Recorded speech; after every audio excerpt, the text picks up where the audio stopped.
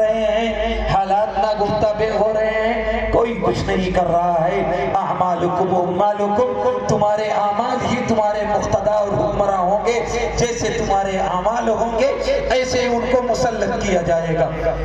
مشکاۃ شریف کی روایت ہے، علماء کی موجودگی میں کہہ رہا ہوں، بڑی معتبر روایت حدیث قدسی ہے۔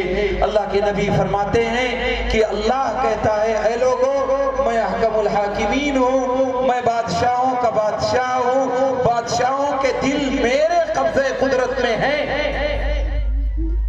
جب تک تم اچھائیوں کا حکم کرتے رہو گے، برائیوں سے روکتے رہو گے، میں ان بادشاہوں کے دلوں کو نرم کر دوں گا جو تمہارے کہنے پر تمہارا حکم مانیں گے، تمہارا تعاون کریں گے، تمہاری ضرورت پر کھڑے ہوں گے، تمہارے غم میں دکھی ہوں گے، تمہارے خوشی میں خوش ہوں گے۔ پھر اللہ فرماتا ہے، اے لوگوں میں حکم الحاکمین ہوں، بادشاہوں کا بادشاہ ہوں، بادشاہوں کے دل میرے قبضے قدرت میں ہیں۔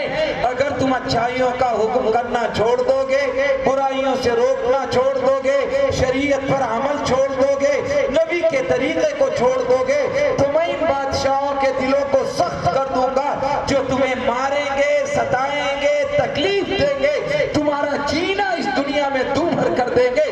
تدعوننی فلا استجیب لکم، تم مجھ سے دعائیں کرو گے، میں تمہاری دعائیں قبول نہیں کروں گا۔ میں رامائن اور گیتا نہیں سنا رہا ہوں، یہ نبی کریم علیہ السلام کی وہ روایات ہیں جن پر کسی کو کوئی کلام کرنے کی کوئی گنجائش نہیں ہے۔ ایک روایت میں آقا فرماتے ہیں، اذا عظمت امتی الدنیا نزعت منها ہیبۃ الاسلام، اے لوگوں جب تمہارے دلوں میں دنیا کی عظمت آ جائے گی، دنیا کا احترام آ جائے گا، تو اللہ اسلام کا رعب، اسلام کا دبدبہ، اسلام کی شان و شوکت ختم کر دے گا۔ وَإِذَا تَرَكَتِ الْأَمْرَ بِالْمَعْرُوفِ وَالنَّهْيِ عَنِ الْمُنكَرِ حَرُمَتْ بَرَكَةُ الْوَحِيِّ، جب تم اچھائیوں کا حکم کرنا چھوڑ دو گے، برائیوں سے روکنا چھوڑ دو گے، تو اللہ کا نبی فرماتا ہے کہ اللہ قرآن اور حدیث کی برکت اٹھا لے گا۔ وَإِذَا تَسَابَتْ أُمَّتِي سَقَطَتْ فِي عَيْنِ اللَّهِ، جب تم آپس میں گالم گلوچ کرو گے، ایک دوسرے کو برا بھلا کہو گے، ایک دوسرے کی عیب جوئی کرو گے، غیبت کرو گے، بہتان لگاؤ گے، دوسروں کے لیے نازیبا کلمات کہو گے، گالم گلوچ محبوب مشغلہ بنا لو گے، یہ امت جو اللہ کے نبی کی محبوب امت ہے اللہ کی نگاہوں میں گر جائے گی۔ اس لیے اس قرآن کی مجلس کو اپنے لیے حفظ جاں بنانے کی کوشش کرو۔ جس طرح قرآن مجید قیامت کے دن ہمارے خلاف کھڑا ہوگا، ایسے ہی اس میدان محشر میں یہ 5 لوگ نہیں کہ اسلام نگر میں اتنے ہی مسلمان ہیں، اللہ کے نبی کی سیرت کا جلسہ ہے اور اتنے مسلمان ہیں، اگر کوئی آوارہ آیا ہوتا، کوئی منافق آیا ہوتا، کوئی کرکٹر آیا ہوتا، کوئی نچنیا آیا ہوتا، تو کیا نوجوان ایسے ہی ہوتے جتنے ہیں؟ شاید شام سے کوشش کرتے کہ مجھے آگے جگہ مل جائے۔ قیامت کے دن کیا یہ وقت، یہ اعلان، یہ تقریریں، یہ قرآن کی مجلس ہمارے خلاف کھڑی نہیں ہوگی؟ کل قیامت کے دن قرآن آئے گا اور کہے گا یجیء القرآن یوم القیامہ، قیامت کے دن قرآن آئے گا اور اپنے قرآن پڑھنے والوں، حافظ قرآن، عالم قرآن کی سفارش کرے گا، اور سفارش کرنے کے لیے اللہ کے سامنے کھڑا ہو کر کے کہے گا یا رب زدہ، اے میرے رب یہ قرآن والے ہیں، عالم قرآن ہیں، حافظ قرآن ہیں، قاری قرآن ہیں، اے میرے رب ان کی شان بڑھا دیجئے، انہیں پروٹوکول دے دیجئے، ان کا اعزاز اور اکرام کر دیجئے۔ کب؟ سیدنا آدم علیہ نبینا علیہ السلام سے لے کر کے سیدنا محمد الرسول اللہ صلی اللہ علیہ وسلم تک کی ساری امتیں موجود ہوں گی، ہر ایک ناگفتہ بے حالت میں ہوگا، کوئی پسینے میں شرابور ہوگا، کوئی نفسا نفسی کے عالم میں ہوگا، ہر ایک نفسی نفسی کہہ رہا ہوگا۔ ایسے میں قرآن آئے گا اور کہے گا یا ربی زدو، اے میرے رب قرآن والے کی سفارش، اے اللہ انہیں اعزاز دیجئے، اکرام کر دیجئے، تو اللہ فرشتوں سے کہے گا یلبس تاج الکرامہ، انہیں اعزاز اور اکرام کا تاج پہنا دیا جائے. تاج پہنا دیا گیا, پھر قرآن کھڑا ہوگا اور کہے گا یا رب زدہ, اے میرے رب تاج پہنا دیا گیا. اللہ فرشتوں سے کہے گا یلبس التاج کا لباس الکرامہ, انہیں اعزاز اور اکرام کا لباس پہنا دیا جائے. تاج پہنا دیا گیا, لباس پہنا دیا گیا, پھر قرآن کھڑا ہوگا اور کہے گا اے میرے مالک آپ نے تاج پہنا دیا, آپ نے لباس پہنا دیا, آپ نے دو اعزاز دے دیجئے. اے میرے مالک ایک درخواست آپ سے اور ہے, آپ اپنی رضا اور رضوان کا اعلان کر دیجئے. آپ اس مجمع سے بتا دیجئے کہ میں ان حافظ قرآن, عالم قرآن اور قاری قرآن سے راضی ہوں. اپنی خوشنودی کا اس مجمع میں اعلان کر دیجئے. فَيَرْضَى عَنْهُ, اللہ کی طرف سے رضا اور رضوان کا اعلان ہوگا اور پھر اللہ خوش ہو کر کے کہے گا اقرأ ورقہ, اقرأ ورقہ, تو قرآن پڑھتا جا اور جنت کی سیڑھیوں پر چڑھتا جا. فَيُزَادُ بِكُلِّ آیَةٍ حَسَنَةٍ, اور ہر آیت کے بدلے ایک ایک درجے کا اضافہ ہوتا جائے گا. اس لیے میرے عزیزوں یہ قرآن کی مجلس ہے. میں نے روایت دوسری پڑھی تھی, موضوع دوسری طرف چلا گیا, اس لیے اپنے حالات کو بدلیے. قرآن اعلان کرتا ہے وَإِن تَتَوَلَّوْا يَسْتَبْدِلْ قَوْمًا غَيْرَكُمْ ثُمَّ لَا يَكُونُوا أَمْثَالَكُمْ. اے لوگوں اپنی روش بدلو, اپنے طریقے بدلو, اپنی تہذیب بدلو, اپنے کلچر بدلو, اپنا گھر بدلو, اپنا باہر بدلو, اپنے بچوں کو بدلو, اپنے بیوی اور بچوں کے ساتھ شریعت کا معاملہ انہیں سکھاؤ, ورنہ وہ دن دور نہیں میں تم سب کو بدل دوں گا. ایسی قوم پیدا کروں گا جو تمہاری طرح نافرمان نہیں ہوگی. آپ نے بہت ساری تقریریں سنی ہوگی, اللہ نے آپ کی حفاظت کی ذمہ داری لی ہے. میں بیٹھ کے کہتا ہوں آپ سے, اللہ نے میری اور آپ کی حفاظت کی ذمہ داری کہیں نہیں لی ہے. اور مالک سے کہہ رہا ہوں کوئی ایسا نہیں, اللہ نے یہ کہا ہے اِنَّا نَحْنُ نَزَّلْنَا الذِّکْرَ وَإِنَّا لَهُ لَحَافِظُونَ. جب تک تم قرآن کے محافظ رہو گے تب تک ہم تمہاری حفاظت کریں گے. جب تم قرآن چھوڑ دو گے, شریعت چھوڑ دو گے, قرآن پر عمل کرنا چھوڑ دو گے, تو اللہ نے کئی حفاظت کی ذمہ داری نہیں لی. آپ اس غلط فہمی میں مت رہیں کہ اللہ نے حفاظت کی. میری ان شکلوں کو بوڑھا ہو جاؤں, خوسٹ ہو جاؤں اور روزانہ سنت نبوی کا جنازہ نائی کے ہاں نکال کر کے, داڑیاں مڑوا کر کے, سنت کا مذاق اڑا کر کے, جب کوئی بوڑھی عورت بھی نہیں دیکھ رہی ہو تب یہ کیفیت مسلمان کے چہرے پر ہو تو لعنت نہیں آئے گی اور کیا آئے گا. ہم اللہ کے نبی کی سنت کے متوالے ہیں, ہم شریعت کے ماننے والے ہیں, ہم دین کے پاسباں ہیں. ہم ہی یہ کریں گے تو دوسرا کون نہیں کرے گا. اس لیے لوگوں شریعت کو اپنا حفظ جاں بناؤ. سب کو قبر میں جانا ہے, حساب و کتاب دینا ہے. کوئی کسی کی قبر میں نہیں سوئے گا. سگی اولاد آپ کا جواب قبر میں نہیں دے گی. آپ یہ مت سمجھیں کہ کوئی جواب دے گا. اپنے اعمال, اپنے کردار ہمارے لیے قبر میں سوال و جواب کا باعث بنیں گے. میں نے ایک روایت پڑھی تھی, اس کا ترجمہ کر دوں اور اپنی بات ختم کروں گا. 12 بجنے والے ہیں, 12 بجنے کے بعد تو ویسے بھی دماغ کے 12 بج جاتے ہیں. نبی کریم علیہ السلام ایک دن تشریف فرما ہیں.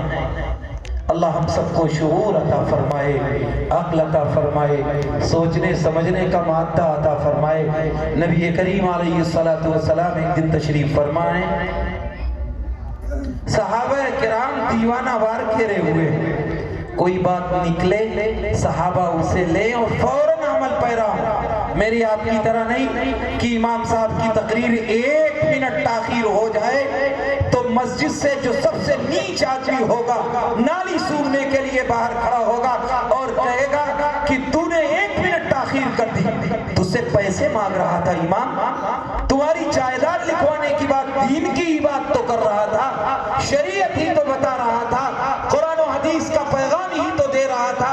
اگر 2 منٹ تاخیر ہو گئی تو کون سا جنازہ گھر سے نکل رہا. لیکن اماموں کے ساتھ میرا یہ رویہ مجھے ایک دن ذلیل اور رسوا ضرور کرے گا. صحابہ کرام گھیرے ہوئے ہیں, آگے قاری تیسی آگے بس 2 منٹ میں ختم کرتا ہوں. صحابہ کرام دیوانہ وار گھیرے ہوئے تھے.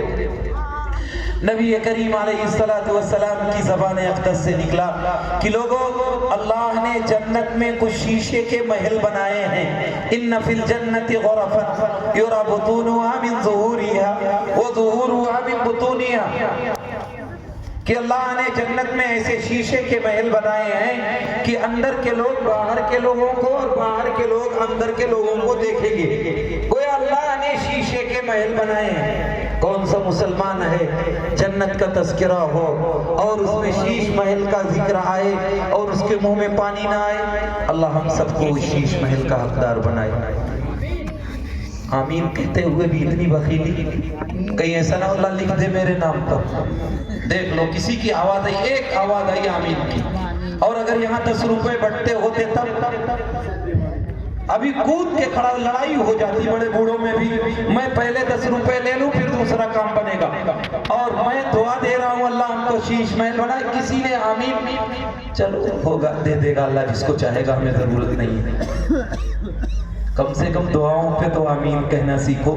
ہو سکتا ہے یہی آمین میرا مقدر بنا دے، یہی میرا آمین کامیاب کر دے. اللہ ہم سب کو شیش محل کا حقدار بنائے. آمین یا رب العالمین. ہاں کہنے پر تو کچھ آئی آواز. تو نبی کریم علیہ السلام کے صحابہ ادب سے مانے تھے، کوئی کچھ پوچھنے کی ہمت نہیں کرتا تھا. ایک دیہاتی صحابی مجلس میں موجود تھے، ان دیہاتی صحابی نے فوراً وہی مجمع میں کھڑے ہو گئے. فقام الاعرابی فقال لمن ہی یا رسول اللہ. وہ دیہاتی صحابی کھڑے ہوئے اور کہنے لگے اللہ کے رسول آپ نے فرمایا جنت میں شیش محل آئے، اے اللہ کے نبی یہ بھی تو بتا دیجئے ملے گا کس کو، کون وہ شیش محل کا حقدار ہوگا؟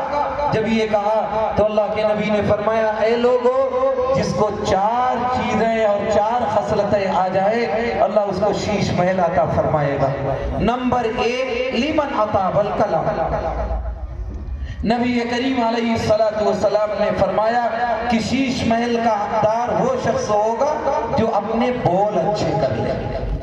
بولے تو سچ بولے، بولے تو جھوٹ نہ بولے، بولے تو غیبت نہ کرے، بولے تو ایسا بولے کہ لوگ تمنا کریں کاش اس سے ملاقات ہوتی، میں اس سے ملتا، یہ اپنا غم سناتا، میرا غم سنتا، دوسروں کا دکھ بانٹتا، اتحاد و اتفاق کی باتیں کرتا، کم سے کم اختلاف تو نہ پیدا کرتا، مسلمانوں میں دراڑ تو نہ پیدا کرتا، آپس میں دشمنیاں تو نہ پیدا کرتا. اس طرح اپنی زبان کو درست کرنے کی کوشش کرے. لمن اطاب الکلام، بولے تو ایسا بولے کہ اس کے منہ سے پھول جھڑتے ہوں. اللہ کے نبی نے فرمایا لوگوں 2 چیزوں کی گارنٹی لے لو، جنت کی گارنٹی لیتا ہوں. گارنٹر چیئرمین صاحب نہیں ہے، نیتا جی نہیں ہے، گارنٹر اس روح زمین کا افضلیت، برتریت، اشرفیت، اولویت میں روح زمین پر اس سے مقدس کوئی ہستی نہیں ہے. جو گارنٹر ہے وہ ہے احمد مجتبیٰ محمد مصطفیٰ صلی اللہ علیہ وسلم. وہ گارنٹر ہیں، کہتے ہیں میں ازمن لی ما بین لحیئی وما بین رجلی ازمن لہ الجنہ. میں 2 چیزوں کی جو گارنٹی لے لے، میں جنت کی گارنٹی لیتا ہوں. زبان کی گارنٹی لے لے اور شرمگاہ کی گارنٹی لے لے. موضوع بہت لمبا ہے. پہلی شرط آج یہ ہے جنت میں شیش محل کے حقدار ہونے کی، اپنی زبان کو اچھا کرے. دوسری بات وَأَطْعَمَ الطَّعَامَ. اب تک دنیا میں انسان اپنے لیے جیا ہے، کچھ دوسروں کے لیے بھی کام کر لو. وَأَطْعَمَ الطَّعَامَ، شیش محل کا حقدار وہ ہوگا جو ضرورت مندوں کی ضرورت پوری کرے، بھوکوں کو کھلائے، غریبوں کا تعاون کرے، پڑوسیوں کا لحاظ کرے. تم نے بہت سارے مشورے کیے ہوں گے، علماء کا مشورہ الگ، مسجدوں کا مشورہ الگ، تبلیغیوں کا مشورہ الگ، جماعت کا مشورہ الگ. کبھی مسجد میں یہ بھی مشورہ ہوا کہ میرے محلے میں غریب کون ہے اس کی غربت کو دور کیا جائے، میرے محلے میں چھت جس کی نہیں ہے اس کی چھت ڈلوا دی جائے، میرے محلے میں غریب کون ہے جس کی جوان بیٹی ہے اور رشتہ صرف پیسے کی بنیاد پر نہیں ہو رہا ہے، 2-2 ہزار 4-4 ہزار 10 ہزار جس حیثیت کا جو ہے ایک مرتبہ جمع کر کے اس کو دے دے کہ لے تو بیٹے کی شادی کر. فوٹو کھچوانے کے لیے نہیں، اخبار میں دینے کے لیے نہیں، چپکے سے اس کا تعاون کرو، زندگی بھر غلامی نہ کرے تو کہنا۔ کبھی یہ بھی مشورہ ہوا، اللہ کے نبی نے فرمایا جنت میں شیش محل کا حقدار وہ ہوگا جو دوسروں کے کام آنا سیکھے۔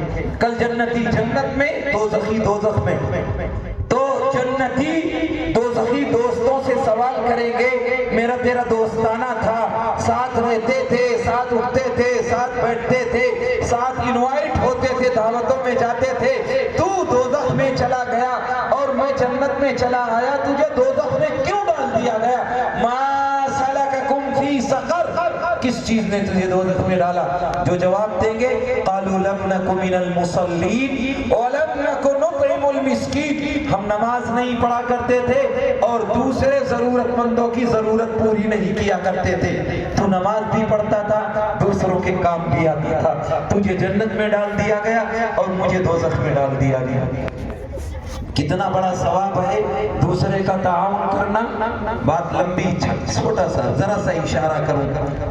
اعتکاف نفلی ایک دن کا، کسی عام مسجد میں بیٹھ جائیں تو اللہ اس کے اور دوزخ کے درمیان 3 اتنی بڑی کھائیاں کھود دیتا ہے جس کا فاصلہ زمین اور آسمان کے فاصلے سے بڑا۔ 3 اتنی بڑی کھائیاں دوزخ کی کھود دیتا ہے اللہ، ایک دن کے نفلی اعتکاف کا ثواب۔ حضرت عبداللہ ابن عباس مسجد نبوی میں معتکف ہیں، آخری عشرے کا اعتکاف ہے، اللہ کے نبی کی مسجد ہے، مسجد نبوی کی ایک نماز کا ثواب 50,000 نمازوں کے برابر۔ مسجد نبوی کے ایک دن کا اعتکاف 50,000 دنوں کے اعتکاف کے برابر۔ مسجد نبوی میں معتکف ہیں، ایک اداس آدمی داخل ہوا، آپ نے بلایا ادھر آنا، کیا بات ہے، کیوں افسوس میں ہو؟ قرض لیا تھا، دینے کی سکت نہیں ہے، وہ قرض جس نے دیا ہے پیچھے پڑا ہوا ہے۔ حضرت عبداللہ ابن عباس سرکار کے چہیتے، قریبی، بہت ساری دعاؤں کے مستحق، سگے چچا زاد بھائی، رشتہ دور کا نہیں ہے، سگے چچا زاد بھائی مسجد نبوی کے اعتکاف کو توڑنے کے لیے اٹھ کھڑے ہوئے، چلو میں جو ہو سکتا ہے تمہاری ضرورت پوری کروں گا، جس لائق ہوں میں تعاون کروں گا۔ اس نے کہا کیا غضب کرتے ہو، اتنا بڑا ثواب کا کام، مسجد نبوی کا اعتکاف آپ چھوڑ کے جاؤ گے؟ آپ مت چھوڑیے۔ بائیں ہاتھ میں جوتے لیے، دائیں ہاتھ سے اس کا ہاتھ پکڑا، نکلنے لگے، پھر اس نے ٹوکا تو حضرت عبداللہ ابن عباس نے فرمایا میں نے اس صاحب قبر کو یہ فرماتے ہوئے سنا ہے کہ جو شخص کسی کی تعاون اور مدد کے لیے کوشش کرتا ہے، تعاون کے لیے کوشش کرتا ہے، اللہ اس کو 10 سال کے اعتکاف کا ثواب عطا فرماتے ہیں، ایک دن کا نہیں۔ وَأَطْعَمَ الطَّعَامَ، جنت میں شیش محل کا حقدار ہونے کے لیے دوسرا کام، دوسروں کے کام آنا سیکھو۔ اپنے لیے تو جانور بھی جیتا ہے، دیکھ لیجئے صبح سے شام تک پیٹ بھر کے سو جاتا ہے کہ نہیں سوتا؟ اگر ہم اور آپ بھی کھا لیں، کما لیں، پیسہ کر لیں، بیلنس کر لیں، گھر بنا لیں، بچوں کی شادیاں کر لیں، صرف یہی اگر آپ کا مقصد ہوتا تو اس سے بہتر جانور تھے جو دوسروں کو نقصان پہنچائے ہوئے زندگی گزار کے بے نام مر جاتے ہیں، پھر آپ کو اشرف المخلوقات بنانے کی کیا ضرورت ہے؟ وَأَطْعَمَ الطَّعَامَ وَأَدَامَ الصِّيَامَ، کبھی کبھی نفلی روزے رکھو۔ یہ رمضان کا روزہ آ رہا ہے، اس میں تو فرض ہے، اور جن کے بچے یا بچیاں جوان ہیں، 15 سال سے زیادہ عمر ہے، وہ اگر نہیں رکھواتے ہیں تو وہ بھی گنہگار ہیں، بچہ تو گنہگار ہوگا ہی۔ یہ تو نفلی روزے کی بات کر رہا ہوں، ادام الصیام، نفلی روزے رکھا کرو۔ پیر اور جمعرات کا روزہ سردیوں میں رکھنا کیا مشکل ہے؟ بعض لوگ کھیت میں جاتے ہیں، دکان میں کوئی اچانک آ جائے، دن یوں ہی گزر جاتا ہے۔ تیسری چوتھی بات اللہ کے نبی نے فرمائی، وَصَلَّى بِاللَّيْلِ وَالنَّاسُ نِيَامٌ، رات کی تاریکی ہو، ساری دنیا سو رہی ہو، ایسے میں نیند کھل جائے، اللہ کے سامنے کھڑے ہو کر کے 2 رکعت 4 رکعت 8 رکعت نماز تہجد بھی پڑھ لیا کرو۔ اللہ ہوتا ہے، اس کا بندہ کوئی نہیں ہوتا۔ آپ غور کریں گے تو نہ ریا ہے، نہ دکھلاوا ہے، اور وہ وقت کتنا قبولیت کا ہوتا ہے؟ روزانہ اللہ کا فرشتہ اعلان کرتا ہے کوئی غریب جس کو مالدار کیا جائے، ہے کوئی ضرورت مند جس کی ضرورت کو پورا کیا جائے، ہے کوئی بیمار جس کو شفا دی جائے، ہے کوئی حاجت روائی چاہنے والا جس کی حاجت روائی کی جائے، ہے کوئی ضرورت مند جس کی ضرورت کو پورا کیا جائے۔ کون اعلان کر رہا؟ اللہ اعلان کراتا ہے، جس نے قرآن میں کہا ہے فدعونی استجب لکم، مجھ سے مانگو میں دوں گا۔ اللہ جھوٹا نہیں ہے، مانگو گے تو دے گا۔ وہ کہہ رہا ہے رات کی تاریکی میں اٹھ کر کے 2 رکعت 4 رکعت تہجد کی نمازیں فرض ہیں 5 وقت کی، اسے مت بھولنا۔ ہاں وہ تو پڑھنا فرض ہے، اس کی پوچھ ہوگی، تہجد نہیں پڑھو گے پوچھ نہیں ہوگی، چاہے شیش محل ملے نہ ملے، لیکن نمازیں نہیں پڑھو گے تو کن پکڑی باپ کی اور ماں کی بھی ہوگی، اولاد کی بھی ہوگی۔ گناہ کبیرہ ہے نماز چھوڑنا، جیسے زنا کرنا گناہ کبیرہ ہے، گالی دینا گناہ کبیرہ ہے، دوسرے کی زمین ہڑپ کر لینا گناہ کبیرہ ہے، پیسے دبا لینا گناہ کبیرہ ہے، ایسے ہی نماز چھوڑنا بھی گناہ کبیرہ ہے۔ اس لیے یہ 4 کام کریے، اللہ آپ کو شیش محل عطا فرمائے گا۔ نمبر 1 زبان درست کریے، نمبر 2 دوسروں کے کام آئیے، نمبر 3 نفلی روزے بھی رکھیے، نمبر 4 تہجد کے عادی بھی بنیے۔ اللہ ہم سب کو شیش محل کا حقدار بنائے۔ یہ مجلس جو اللہ رب العزت والجلال کے فضل سے احباب نے سجائی ہے، اللہ ان کو اپنی شان شان بدلہ عطا فرمائے۔ اللہ ان خوش نصیبوں کو جنہوں نے آج دستار رکھی جائے گی، اللہ ان کو، اس مدرسوں والوں کو، ذمہ دار کو، مدرسین کو اپنی شان شان بدلہ عطا فرمائے۔ آمین وآخر دعوانا ان الحمدللہ رب العالمین۔ دستار والے بچے